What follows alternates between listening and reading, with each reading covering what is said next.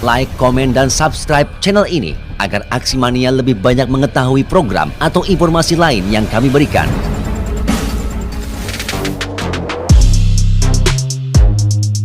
Seniman dapat juga diartikan sebagai manusia yang memiliki proses kreativitas atau imajinasi. Terkadang, kita tak pernah menyangka bahwa barang bekas yang tak berguna dan telah kita singkirkan. Namun, bagi seorang seniman, barang tersebut bisa menjadi barang yang bernilai, berkualitas, dan memiliki harga yang tinggi. Terkadang, imajinasi yang dimiliki melebihi dari sekedar orang biasa pada umumnya. Meskipun karya itu hanya kerajinan tangan biasa, namun aura dari karya seni tersebut dapat terlihat seolah-olah hidup. Orang yang satu ini memiliki jiwa seni yang sangat tinggi. Bahkan, jika imajinasinya hadir, takkan ada satu orang pun yang dapat menghentikannya. Seperti apa jiwa seni dan kreativitas yang telah diciptakannya? Simak perbincangannya dalam acara.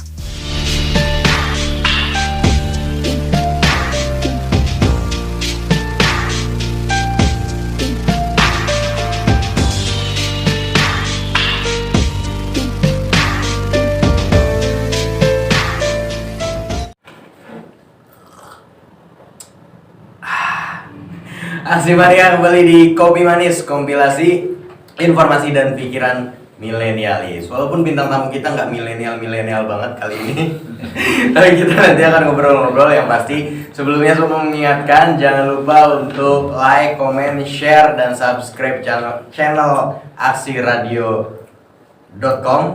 Jangan lupa juga buat kalian yang seneng dengerin musik pop, dangdut, lokal, mancanegara, kalian bisa dengarkan di aksiradio.com atau juga bisa di frekuensi 96,10 FM.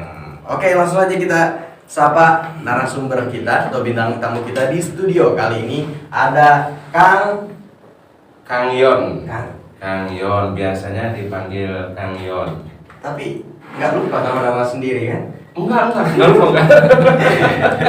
Tadi soalnya pas saya tanya dengan Kang agak mikir dulu. Soalnya kan ada nama asli dan nama biasa dipanggil di rekan-rekan di rumah. Istri berapa istri? Istri baru satu. Teh baru satu jenat ya. Karena saya loh. Jangan bilang sama mama ya. Ngobrolan kaum laki biasa. Kalian teman? Alhamdulillah. Jadi kali ini narasumber kita lamun cek orang Karawang mah rek ngajak pasea mau bedog. Jaga-jaga. Jadi beliau ini adalah pengrajin ya. Ya, bisa. Pengrajin atau seniman? Bisa pengrajin juga, bisa seniman kecil-kecilan. Rendah hati sekali nampaknya. Emang begitu. Dikira karena rendah hati ya. Jadi emang kecil-kecilan sih. Jadi beliau ini pengrajin aksesoris dan benda pusaka juga. Jadi kalau benda pusaka lebih ke merecovery mungkin ya. Betul. Benda-benda pusaka yang sudah mungkin dari misalnya ini gagang, handle, bedog ya. Iya. Bedog ini pegangannya udah lapuk diganti, sarungnya juga, dan termasuk juga aksesoris yang sebetulnya mahal sih dan antik ya. Ini dari cangklong ya. Cangklong dari taring rusak. Taring beruang. Iya, cuma beruang asli ya. Beruang asli cuma kita ukir. Bukan beruang susu itu, beer brand. Ya, tapi ini keren banget. Iya. Karena nanti kita tampilin video-videonya ya. Iya sih.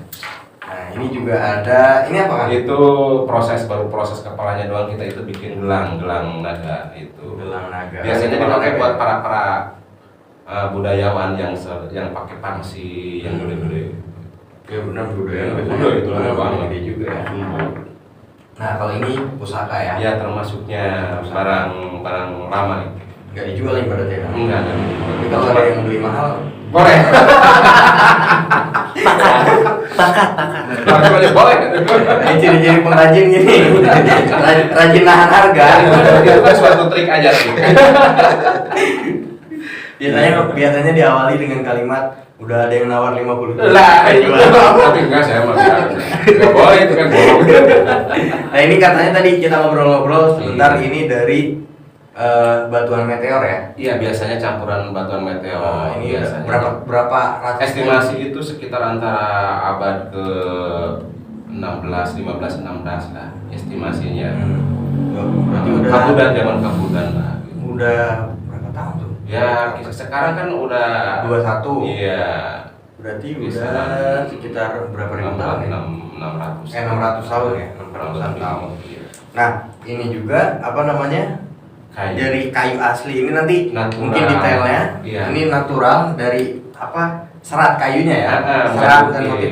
Jadi dia udah punya motif tersendiri. Ini dikasih minyak supaya tidak kaget karat. ya. Deg-degan deh. Sudah teh bau-bau mistis. Supaya tidak berkarat. Asli deg-degan. Iya. Nah, kita langsung ngobrol. Udah berapa lama Kak menekuni apa namanya dunia ini? Ya, sebenarnya kita kalau senang itu hobi itu dari semenjak sekolah kelas 2 SD. 2 SMP. Pertama senang kayak gini. Pas fokusnya sekitar kisaran ya kita sekitar sebelum booming batu tahun berapa ya?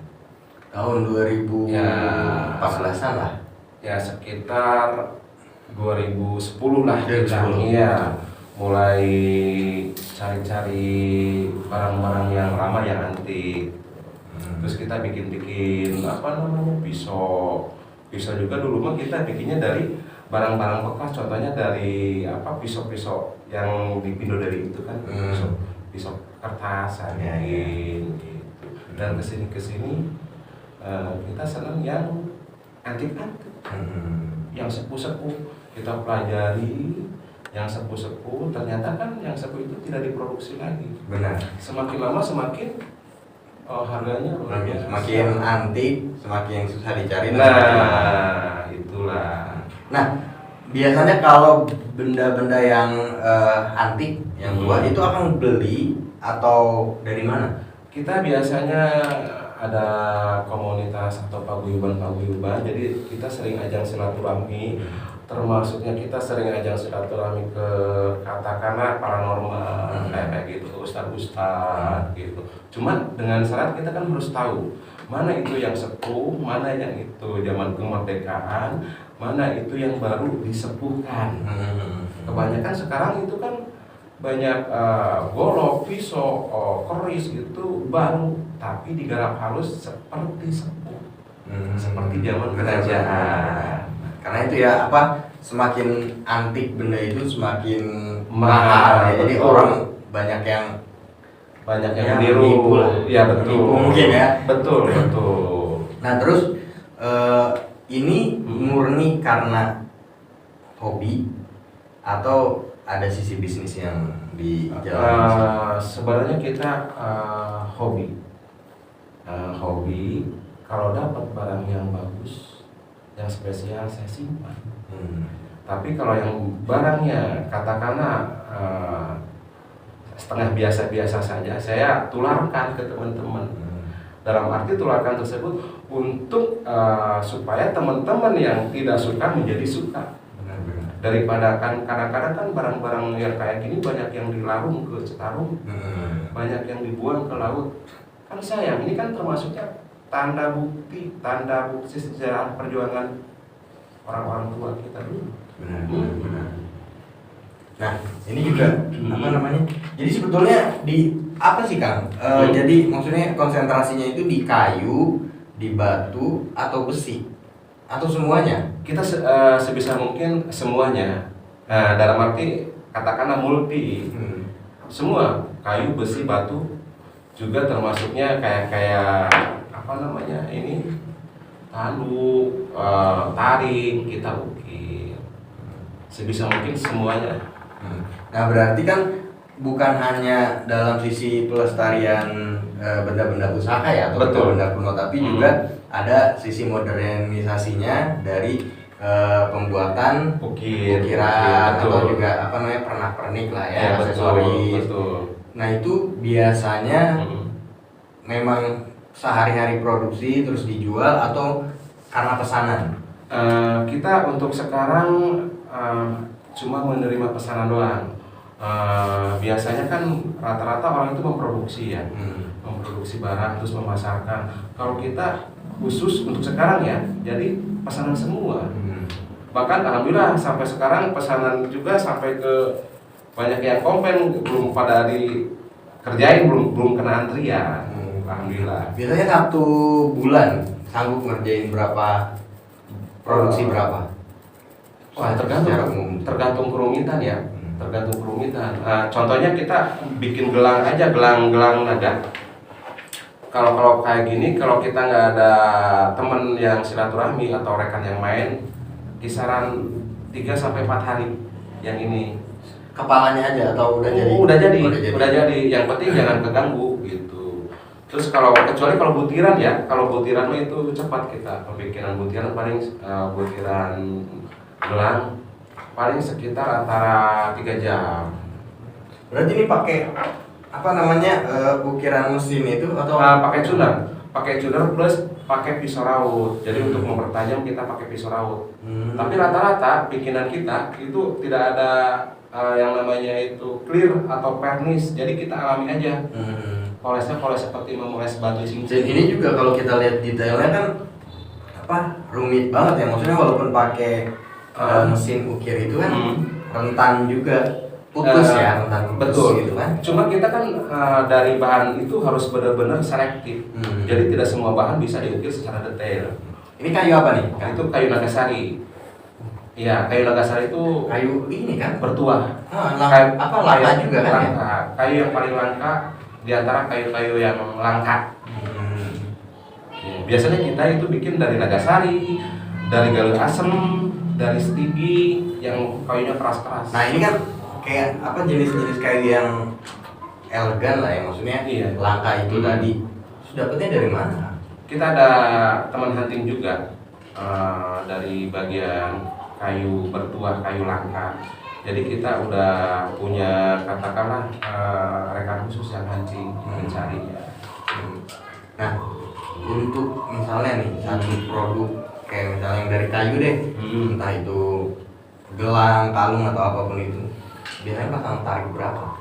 Tergantung kerumitan dan bahannya. Ya kalau kita contoh mulai dari gali asam ya, kalau kita yang standar butiran itu paling gali asam kita menjual mulai dari 50.000. Tapi kalau ukiran, contoh seperti naga nanti ada di videonya. Kalau naga kita minimal 1,5 juta. Iya, karena emang lamanya. Cuma 1,5. Berarti maaf ya kalau di apa namanya di biasanya tempat oleh-oleh tuh banyak kan, tempat oleh-oleh kayak gelang-gelang, bilangnya kayu inilah kayu ini cuma harganya 10.000. Iya betul. Itu udah pasti bohong kayaknya. Iya, sebenarnya gini, itu bukan bohong. Emang ada produksi ya, massal sebutnya itu kan pemolesannya sifatnya pemolesan berjamaah. Kalau kita pemolesannya secara manual, lagian kita bahannya juga khusus bahan-bahan kayu yang berkualitas. Kalau mereka, maafin ya, yang jual-jual murah itu biasanya kayunya kayu biasa. Iya, maksudnya kan biasanya mereka jual ini kayunya kayu ini gitu kan. Maksudnya menyebutkan kayu jenis-jenis kayu yang mahal lah gitu, yang bagus-bagus. Tapi harganya sangat di bawah. Sangat di bawah. Nah itu saya juga kurang ngerti ya. Emang kayaknya ada apa namanya? Apa aja akal-akalan aja, marketing gitu dia. Mungkin bisa jadi kalau gelang dari 30 biji 1 biji yang benernya gitu. Bisa jadi, bisa. Jadi nggak bohong juga dia kan? Bisa jadi. Iya, bisa jadi bisa dapat. Nah, ini kalau jenis kayak gini di kisaran itu tadi ya kalau yang nagasari ini kita minimal 1,7. Kalau gala asem stigi itu 1,5. Pantesan. Awet seumur hidup.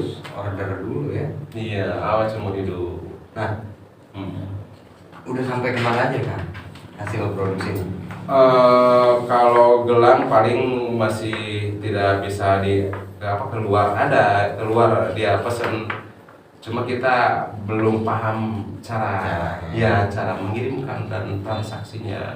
Nah inilah emang yang harus diperhatikan sama pemerintah kita ini nih, pendidikan apa namanya ya, edukasi soal ini, karena di Karawang sendiri aja banyak banget ya pengrajin yang punya hasil produksi berkualitas ekspor, cuma itu minimnya pemahaman pemahaman tentang gimana sih kalau ada pesanan dari luar negeri, makanya edukasi ini yang sangat dibutuhkan. Betul sekali, betul. Juga modal.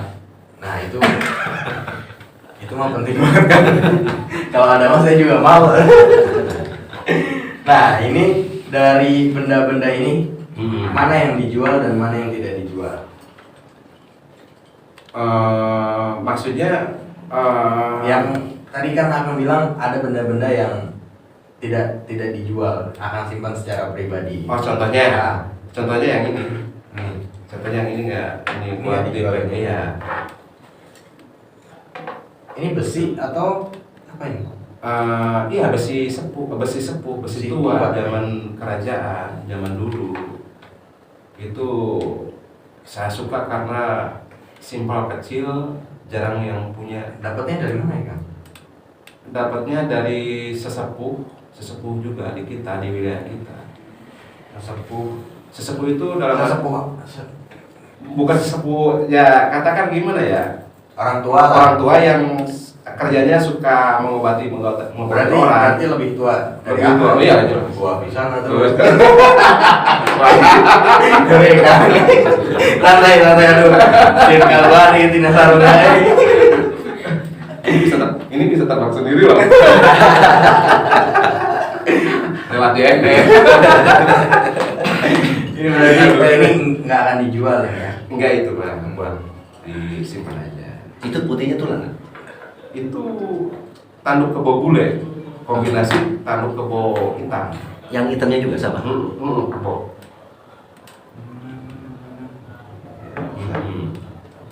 Nah kalau gitu berarti aku nggak ada aktivitas lain selain ini, selain menjadi seorang pengrajin ini.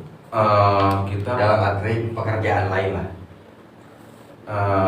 Tidak ada. Paling kita silaturahmi sama paguyuban di Karawang, budayawan. Kadang ikut pameran, tapi kan sekarang kan COVID. 1 bulan biasanya dapat untung berapa Kang? Waduh, itu mah terlalu dalam. Tapi alhamdulillah buat keluarga itu. Karena gini Kang, kenapa saya tanya kayak gini? Kebanyakan sekarang khususnya kaum milenial lah, termasuk saya mungkin ya, termasuk saya juga berpikirnya milenial ngapain gitu loh. Jadi pengrajin kayak gini, berapa sih dapatnya gitu. Maksudnya untuk memotivasi bahwa di sini tuh ada loh yang bisa kita dapat. Jadi jangan sampai generasi itu terputus nanti. Tidak ada lagi yang mau membuat kerajinan seperti ini. Nah, pertama kita harus menyukai itu pekerjaan. Kenapa saya kerja di bidang ini? Karena emang hobi saya. Terus kedua, kita terus belajar. Belajar dalam arti mencoba terus. Mencoba sesuatu yang baru. Terus ada pembaharuan. Kalau kita ada kekurangan, kita bikin lebih bagus lagi. Nanti juga harga itu menyesuaikan. Konsumen pun bisa menilai ya, nggak mungkin ya bisa. Permintaan ini dihargai dengan harga murah, dia juga paham mungkin. Dia paham. Bahkan kadang-kadang kita ya bikin percobaan. Udah bikin, baru kita katakanlah diposting. Nanti ada yang nawar. Dengan harga, kita buka harga dengan up, tapi tetap mereka mengambilnya. Karena itu ya nilai seninya yang nilai seninya. Nah, produk Akang entah gelang atau apapun itu, siapa orang hebat atau orang terkenal yang sudah pakai? Alhamdulillah yang paling ini sama pesulap itu Limbat dan Gelang Naga. Terus yang liontin itu Kang Haji Segagap. Itu bisa ketemu atau bisa beli produk Akang dari mana awalnya? Kita karena kita sering silaturahmi sama komunitas paguyuban ya, ketemunya di komunitas itu, ketemunya ngobrol-ngobrol, lihat dia tertarik dan Itu sama kayak gini yang di sama di itu. sama, cuma itu bahannya dia pakai yang hitam yang gelas. Ya aduh bingung jangan di Tetap nggak buka harga ini. nanti takutnya ketahuan sama dia Ini the real seniman mahal yang kayak gini nggak mau buka harga. aja inbox aja japri. Nah, Akang juga banyak promosikan katanya di sosial media ya, di Facebook, di TikTok juga katanya. Ya termasuknya. Apa tuh? Bisa dicari di Facebook atau TikTok apa namanya? Kalau di Facebook kita Yon Karawangan, Yon Karawangan. Sama juga di TikTok juga. Sama Yon iya, Karawangan. Yon Kan Karawangan. TikTok mah isinya joget-joget, Akang joget bareng nyanyi kalau golok gitu. Ya. Segel bacok. Cuma kita kan tergantung ya, kan biasanya mereka itu kan TikTok itu kan tergantung kita yang lihatnya. Kalau kita searchingnya unik-unik, dia itu timbulnya yang unik-unik. Tapi kalau kita mengkliknya atau nongol, ya begitu begitu. Ini nanti dikat aja ya. Kan tanya dong. Akan berkreasi, ya kan? Membuat sesuatu itu berdasarkan contoh, sampel atau inspirasi sendiri. Biasanya kita menurut pesanan. Kadang-kadang pesanan tersebut mereka ngomongnya ya udah terserah Kang aja. Nah biasanya kita imajinasi, imajinasi. Jadi terkadang kita lihat juga dari gambar-gambar Google. Cuma kita tidak bisa pakai sketch. Kadang-kadang malah semakin rumit kalau pakai sketch itu. Kadang-kadang harus mengikuti alurnya. Kalau kita kan mengikuti secara natural. Apa yang ada di alam itu yang diikuti. Ya betul. Ya contohnya kayak gini kita kan mengikuti alam. Ini mengikuti alam, semua mengikuti alam ini. Ini mungkin benar kan? Ini bisa dilihat detailnya nggak? Nah, ini awalnya tadi pertama kali saya lihat awalnya ini adalah ukiran. Tapi ternyata tadi setelah ngobrol-ngobrol ini sama sekali tidak ada ukiran ya kan? Tidak ada ukiran. Jadi hanya dipotong, dibelah kayu. Iya. Dan ini adalah murni hasil lukisan alam. Betul. Ini tanpa ada pembakaran atau pelukisan sedikit pun ya. Ini murni betul-betul ciptaan alam ya, garis-garis alam seperti ini. Nah ini yang membuat karya itu mahal dan mempertahankan keaslian yang disuguhkan oleh alam itu yang sulit dilakukan oleh banyak orang tentunya. Ya, betul. Nah apa hikmah yang bisa akan ambil setelah kurang lebih hampir 20 tahun berarti ya? Ya. 20 tahun menekuni dunia seperti ini. Ya hikmahnya kita alhamdulillah dari banyak teman, banyak kawan di dari kelas bawah sampai kelas atas, alhamdulillah itu jadi pertemanan kita melebar banyak karena ada ajang silaturahmi hobi ini, itu hikmahnya. Dan tentunya juga selain itu mungkin rasa kita ingin menjaga warisan-warisan orang tua zaman dahulu, betul, dan juga karya-karya alamiah ini yang ingin dipertahankan ya. Betul, karena itu benda-benda golok-golok lama itu kan tidak sembarangan orang punya. Jadi kita memiliki itu merasa bangga. Ada bukti sejarah, gitu, ada bukti kan perjuangan leluhur kita.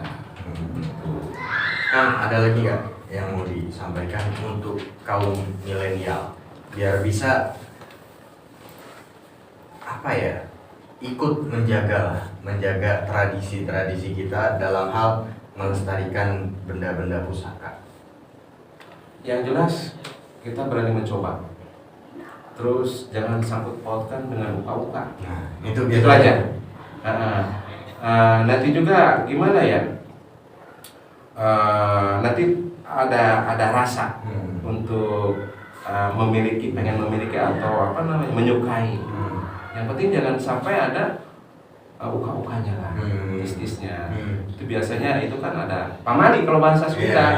Nggak boleh. Nah, sebetulnya nggak boleh ya. Karena gini kan, biasanya kan orang tua kita zaman dahulu beliau punya benda misalnya nggak boleh dilihat dia golok, golok atau apa. Karena rasa memilikinya itu, rasa sayangnya sehingga golok itu seperti punya ruh gitu ya kan ya, seperti punya nyawa seolah-olah kan. Nah bedanya kan kalau sekarang nyari golok yang dibawa ke ke laut, ke gunung supaya hirup. Nah itu yang membedakan ya mungkin ya orang tua dulu sama orang-orang zaman sekarang yang ingin punya benda pusaka gitu kan. Nah sebenarnya mereka itu gimana ya?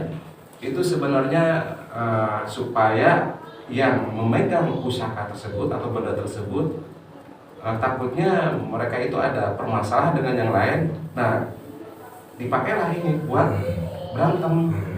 Makanya kan nggak boleh dibawa, nggak boleh dibawa, harus disimpan di rumah.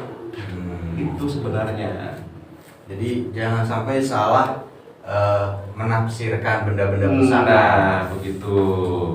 Jadi memang khususnya di Pulau Jawa, di Karawang ini kan banyak juga ya bedog lubuk ya. Ya, lubuk. Ya. Nah, itu juga salah satu warisan budaya kita yang harus kita pertahankan. Betul. Dalam artian anak cucu kita harus tahu gitu bahwa kita punya benda pusaka yang fenomenal dulu digunakan oleh para pejuang untuk mempertahankan tanah air ini. Betul.